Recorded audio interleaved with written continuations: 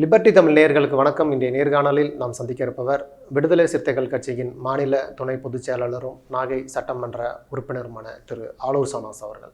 வணக்கம். வணக்கம். 2024 நாடாளுமன்ற தேர்தல் போல 2026 சட்டமன்ற தேர்தல் இருக்காது அப்படின்னு அமைச்சர் நேரு அவர்கள் பேசியது ஒரு பெரிய சர்ச்சையை கிளப்பியிருக்கு. ஏற்கனவே திமுகக்குள்ள சீனியர்களுக்கு எதிரான ஒரு மனநிலை அப்படின்னு பரவலாக பேசப்பட்டு வந்தது. ரஜினி அவர்களுடைய பேச்சுக்கு பிறகு நேரு அவர்களுடைய இந்த பேச்சு யாருக்கான எச்சரிக்கை அப்படின்னு ஒரு விவாதங்கள் எல்லாம் தொடங்கியிருக்கு இல்லையா? இதை நீங்கள் எப்படி பார்க்குறீங்க?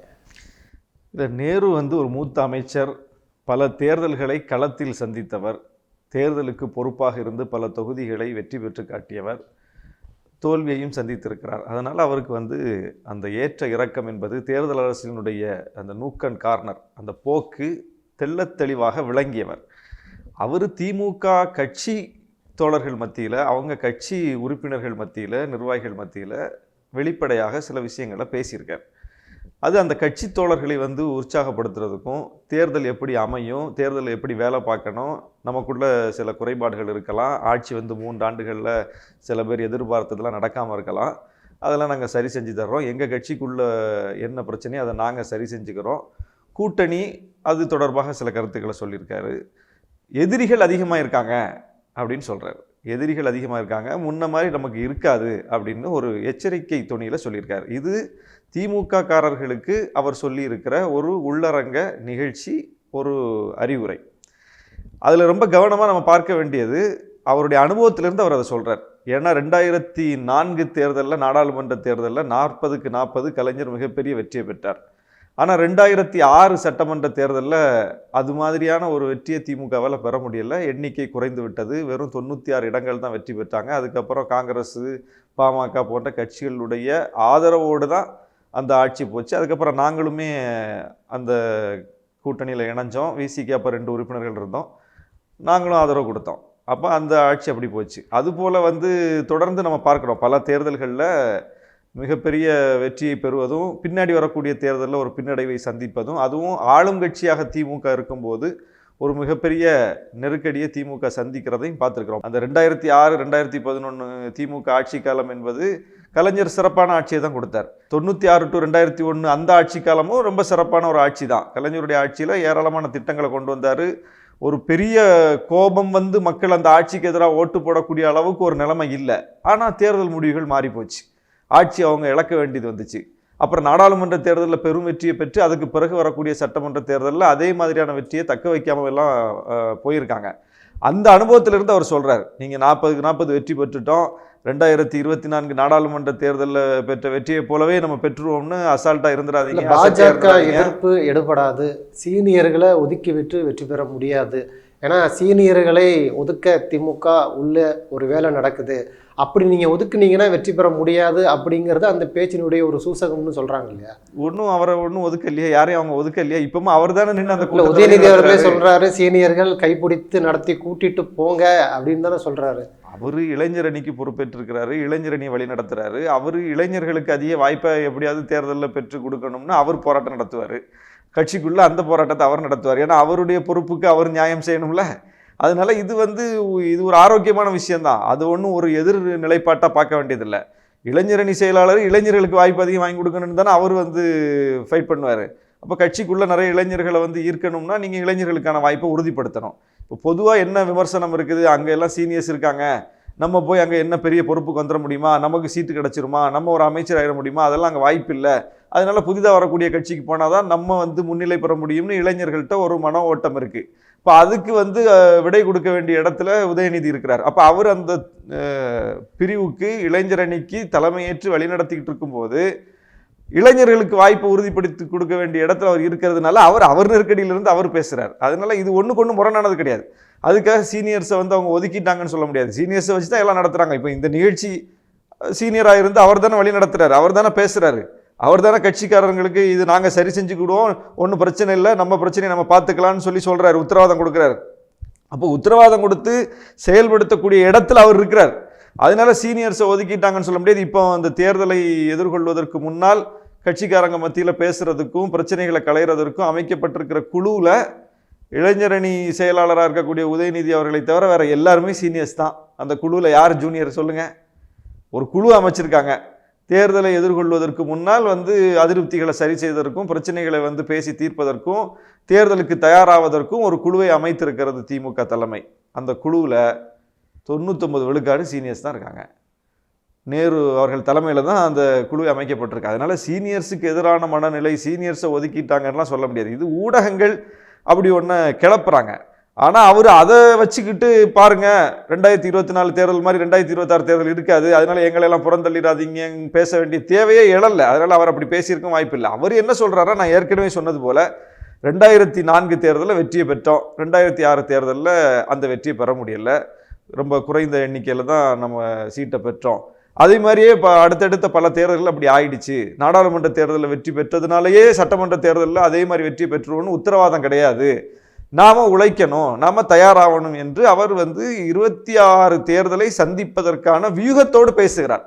அது ஒரு பாசிட்டிவ் அப்ரோச் தான்.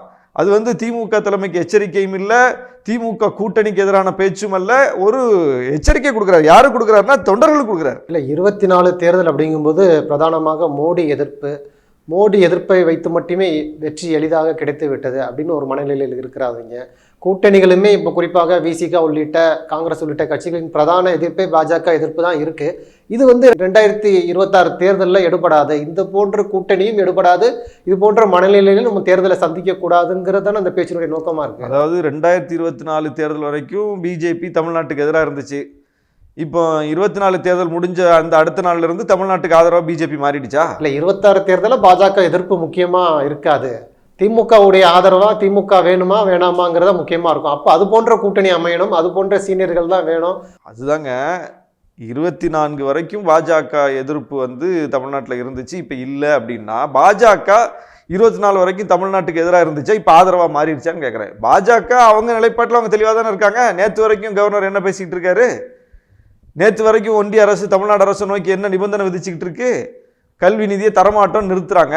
அந்த சண்டை தானே நடந்துகிட்டு இருக்கு அன்றாடம். தேர்தல் முடிஞ்ச பிறகும் கூட 40க்கு 40 பாஜக அணிக்கு தமிழ்நாட்டு மக்கள் மிகப்பெரிய தோல்வியை கொடுத்த பிறகும் கூட பாஜக எது ஒன்றிலேயாவது தன்னுடைய நிலைப்பாட்டை மாற்றிக்கொண்டதா? தமிழ்நாட்டுக்கு ஆதரவான நிலைப்பாட்டை எடுத்திருக்கா இல்லையா? அதுக்கு பிறகு போட்ட ஏதாவது ஒரு நிதி ஒதுக்கீட்டில் தமிழ்நாட்டுக்கு ஏதாவது கொடுத்துருக்காங்களா? இந்த அரசு அமைந்த பிறகு, இந்த தேர்தல் முடிந்த பிறகு, பாஜக அரசு அமைந்த பிறகு நிதியமைச்சர் பட்ஜெட் வாசிச்சாங்கல்ல, ஐயோ தமிழ்நாட்டு மக்கள் பாடம் பிடிச்சு கொடுத்துட்டாங்க, இனிமேலாவது தமிழ்நாட்டுக்கு சாதகமாக நடந்துக்குவோம், அவங்க கேட்ட நிதியை கொடுப்போம், பேரிடர் நிவாரண நிதி கொடுப்போம், அவங்களுக்கு உரிய தொகை என்னவோ அதை விடுவிப்போம் அப்படின்னு செஞ்சுட்டாங்களா? தமிழுக்கு நிதி ஒதுக்கும் அப்படின்னு செஞ்சுட்டாங்களா? தமிழ்நாட்டு மெட்ரோ ரயில் சேவைக்கு நிதி ஒதுக்கும் அப்படின்னு கொடுத்துட்டாங்களா? எய்ம்ஸை கட்டுவதற்கு உடனடியாக நடவடிக்கை எடுப்போம்னு எடுத்துட்டாங்களா? ஏதாவது ஒன்று சொல்லுங்க. ரயில்வே திட்டத்தில் நியாயம் பண்ணிட்டாங்களா? ஏதாவது ஒன்று? எதுவுமே இல்லையே. அப்போ 24 தேர்தல் வரைக்கும் பாஜக எதிராக இருந்துச்சு. அதுக்கு பிறகு மக்கள் கொடுத்த அந்த படிப்பினையின் காரணமாக, பாடத்தின் காரணமாக பாஜக திருந்திருச்சு. அதனால இனி பாஜக எதிர்ப்பெல்லாம் தமிழ்நாட்டில் எடுபடாது, பாஜகவே திருந்திருச்சு, இனி பாஜக எதிர்ப்பை சொல்லி எப்படி ஓட்டு கேட்பீங்க என்ன கேட்குறீங்க? பாஜக எங்க திருந்துச்சு? பாஜக இன்னும் மூர்க்கமா போயிருக்கு.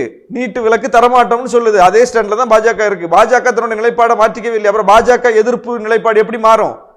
பாஜக எதிர்ப்பு நிலைப்பாடு என்பது தமிழ்நாட்டு மக்களின் நிலைப்பாடு. ஏன்னா பாஜக தமிழ்நாட்டுக்கு எதிராக இருக்கு. அதனால இனிமேல் பாஜக எதிர்ப்புலாம் சொன்னா நடக்காது. எப்படி நடக்காது? பாஜக எதிர்ப்பு கட்டாயமாக தமிழ்நாட்டு களத்துல இருக்கு, மோடி எதிர்ப்பு கட்டாயமா தமிழ்நாட்டில் இருக்கு, அது உறுதிப்படுத்தப்பட்டது. அதனால அதுல எல்லாம் எந்த மாற்றமும் இல்லை. தமிழ்நாட்டு மக்கள் மாற்றி வாக்களிக்கணும் அப்படின்னா, பாஜகவுக்கு ஆதரவாக வாக்களிக்கணும் அப்படின்னா, பாஜக தன்னுடைய நிலைப்பாட்டை மாற்றி தமிழ்நாட்டுக்கு ஆதரவாக வந்திருந்தா வேணா அது நடக்கலாம். பாஜக வருமா? அதுக்கு கட்சியை கலைச்சிட்டு போவாங்களே தவிர அவங்க கொள்கையெல்லாம் மாற்றிக்க மாட்டாங்க. அப்போ இன்னொரு பக்கம் திமுக வேண்டாம் அப்படின்னு முடிவெடுப்பதற்கு வேற என்ன கட்சி இருக்கு? இப்போ சீமானும் விஜயும் சேர்ந்துருவாங்கன்னாங்க. அது இப்போ நடக்க போகிறது இல்லைன்னு நல்லா தெரிஞ்சிருச்சு. சீமான் 234 தொகுதிக்கு நான் வேட்பாளர் அறிவிக்க போகிறேன்னு சொல்லி முதற்கட்டமாக 60 தொகுதிகளுக்கு நான் வேட்பாளர் தேர்வு செஞ்சு வச்சுருக்கேன்னு அவர் சொல்லிட்டார்.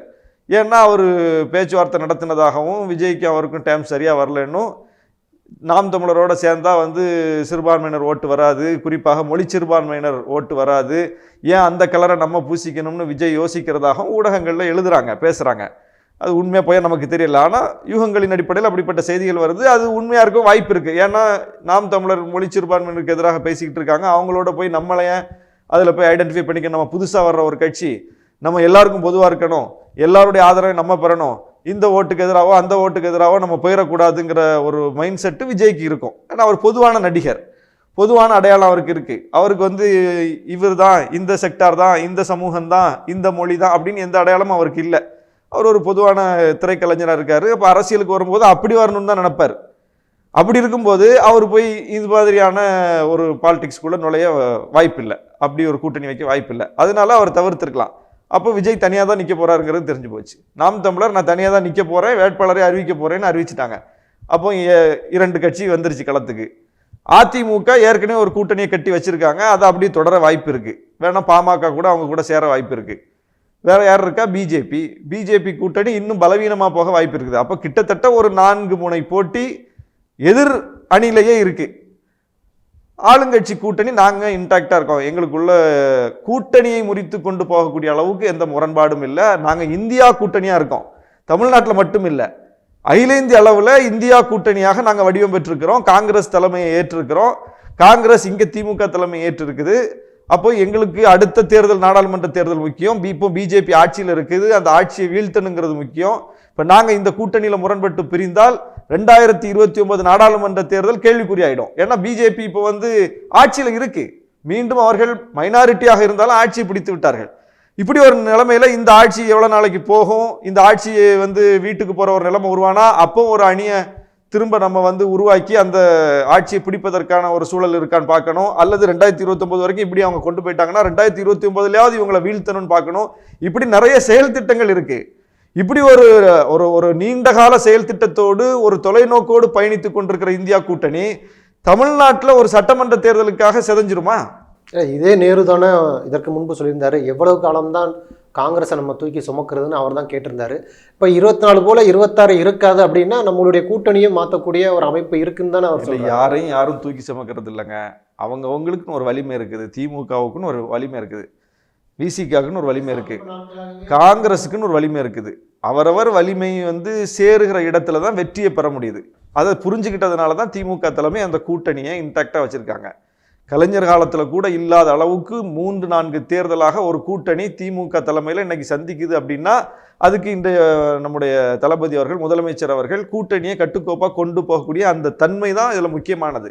கூட்டணி கட்சிகள் அதை புரிஞ்சுக்கிட்டு சில முரண்பாடான விஷயங்கள் இருந்தால் கூட அதை நாங்கள் அவங்க கவனத்துக்கு கொண்டு போகிறோம், அல்லது போராட்டம் நடத்துகிறோம், எங்களுடைய அதிருப்தியை வெளிப்படுத்துகிறோம், எங்களுடைய விமர்சனங்களை முன்வைக்கிறோம். ஆனால் கூட்டணியை வந்து எந்த விதமான ஒரு சிக்கல் இல்லாமல் தொடர்றோம்.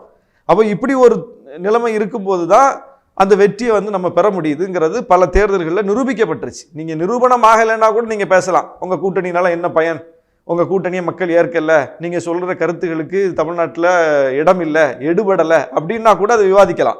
ஆனால் நாங்கள் சொல்கிற கருத்தை தமிழ்நாட்டு மக்கள் ஏற்கிறாங்க, இந்த கூட்டணி முன்வைக்கக்கூடிய முழக்கத்தை தமிழ்நாட்டு மக்கள் ஆதரிக்கிறாங்க, ஓட்டு போடுறாங்க. 40க்கு 40 இந்தியா கூட்டணி இந்தியா முழுவதும் அமைக்கப்பட்டிருக்கிறது. எந்த மாநிலத்தில் இந்தியா கூட்டணி இந்த வெற்றி பெறல, தமிழ்நாட்டில் மட்டும்தான் பெற்றிருக்கு. அப்போ இதெல்லாம் தான் நாங்கள் கணக்கில் எடுத்துக்குவோம், இதையெல்லாம் தான் நாங்கள் கணக்கில் எடுத்து பார்ப்போமே தவிர தேவையில்லாமல் இந்த கூட்டணி முறிச்சிட்டு போகிற அளவுக்கு அப்படி என்ன இருக்குது? அப்புறம் இந்த ஆட்சியை வீட்டுக்கு அனுப்பக்கூடிய அளவுக்கு மக்கள்கிட்ட ஏதாவது கோபம் இருக்கா? இந்த ஆட்சியின் மீது அப்படி கடுமையான விமர்சனங்கள் ஏதாவது இருக்கா? ஐயோ இனி ஒரு நாள் கூட இந்த ஆட்சி நீடிக்கக்கூடாது, அவலமான ஆட்சி, மோசமான ஆட்சின்னு சொல்லக்கூடிய அளவுக்கு மக்கள்கிட்ட ஏதாவது கோபம் இருக்கா? இந்த ஆட்சி மீண்டும் வரவே வராது, அதனால அதெல்லாம் கூட்டணி கட்சிக்கு நல்லா தெரிஞ்சிருச்சு, அவங்களே எங்கேயாவது பிச்சுட்டு போகலான்னு ரெடியாக இருக்காங்கிற மாதிரி ஒரு சூழ்நிலை இருக்கா? சொல்லுங்க. மக்கள் நல திட்டங்கள், அவ்வளவு திட்டங்கள் செயல்படுத்தப்படுது. 1000 ரூபா ஸ்கீம் இன்னைக்கு வந்து பெண்கள் மத்தியில் எவ்வளோ பெரிய வீச்சு, எவ்வளோ பெரிய ரீச் இருக்கு. அது 2024 தேர்தலில் நம்ம பார்த்தோம்.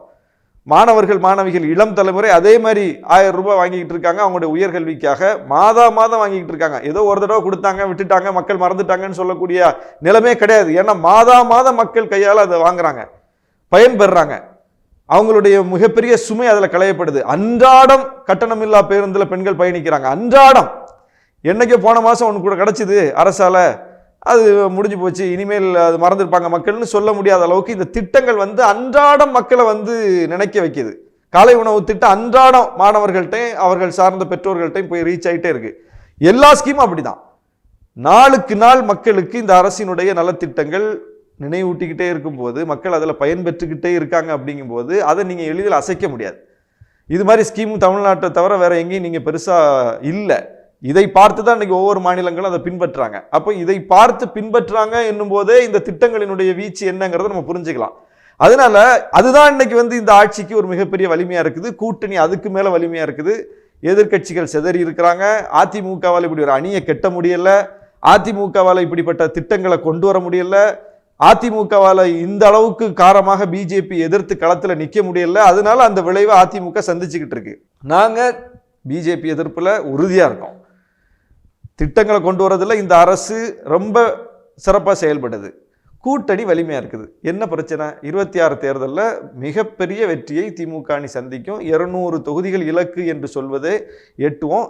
நேரு அவர்களுடைய கருத்து இதுக்கு முரணானது இல்லை. எதிரிகள் அதிகமாயிட்டாங்க, விமர்சனங்கள் அதிகமாக வைப்பாங்க, அதையெல்லாம் நம்ம சந்திக்க வேண்டி வரும். ஏன்னா விஜய் ஒரு பக்கம் பேசுவார், யாரை எடுத்து பேசுவார்? ஆளுங்கட்சியான திமுக தான் அவர் பேசுவார். சீமான் ஏற்கனவே பேசிக்கிட்டு இருக்காரு. அதிமுக பேசுவாங்க, பிஜேபி பேசுவாங்க, பாமக பேசுவாங்க. அப்ப எல்லாருமே நம்ம என்ன செஞ்சாலும் குறை சொல்வார்கள். அவர் அதுதான் சொல்றாரு. நம்ம எவ்வளோ நல்லது செஞ்சாலும் எதிரிகள் அதிகமாயிட்டாங்க, களத்துல நின்று பல முனையிலிருந்து வாள் வீசுவாங்க. அதையெல்லாம் நம்ம எதிர்கொள்ளணும். எதிர்கொள்ளக்கூடிய அளவுக்கு நமக்கு வலிமை வேணும். 24 தேர்தல் நாடாளுமன்ற தேர்தல், மோடி எதிர்ப்பு என்கிற அளவுக்கு நம்ம வந்து அதை வந்து கொண்டு போனோம். அது வந்து நாடாளுமன்றத்துக்கான தேர்தலுங்கும் போது மக்கள்கிட்ட ஒரு மனநிலை இருக்கும். சட்டமன்ற தேர்தல் என்னும் போது அது நம்மை பற்றிய மதிப்பீடு செய்வதற்கான ஒரு வாய்ப்பு அமையும். நம்ம 5 வருஷம் ஆட்சியினுடைய நிறைவில் வரும். எப்போதுமே ஒரு ஆட்சியில் வந்து அதிருப்திகள் வரும். அதையெல்லாம் வந்து நம்ம கணக்கில் எடுத்துக்கொண்டு நம்ம ஆட்சியை பற்றிய நல்ல விஷயங்கள் என்னவோ அதை மக்கள்கிட்ட கொண்டு சேர்க்கணும். பாஜக எதிர்ப்பு என்பது மோடி வந்து ஒன்றும் நல்லது செஞ்சிடல, 2024 அப்புறம் திருந்திரல, அதே மாதிரி தான் பிஜேபி நமக்கு தமிழ்நாட்டுக்கு கேடு பண்ணுங்கிறத மீண்டும் மக்கள்கிட்ட நம்ம நினைவூட்டணும் என்கிற பொருளில் தான் அவர் பேசியிருக்க வாய்ப்பு இருக்குது. இதை ஊடகங்கள் வந்து இன்னைக்கு அதை ஒரு செய்தியாக்கி சீனியர்களுக்கு எதிராக திமுக தலைமை இருக்குது, அதனால் அவர் அப்படி பேசிட்டாரா, கூட்டணி உடைய போகுது அதனால் அதை சொல்லிட்டாரா அப்படின்லாம் வந்து வேறு வேறு பொருளில் விவாதிச்சுட்டு இருக்காங்க. ஆனால் இதில் பெரிய அளவுக்கு விவாதிக்க ஒன்றும் இல்லை. அவர் பேசியது உள்ளரங்க கூட்டம், கட்சிக்காரர்களை வந்து உசுப்புறார். 26 தேர்தலுக்கு அலர்ட் ஆகுங்க என்று சொல்றாரு. அது வந்து ஒரு பாசிட்டிவ் சிக்னல் தான். நன்றி. நிறைய தகவல்களை நேயர்களுக்கு சொல்லியிருக்கீங்க. உங்களுடைய நேரத்துக்கு மிக்க நன்றி.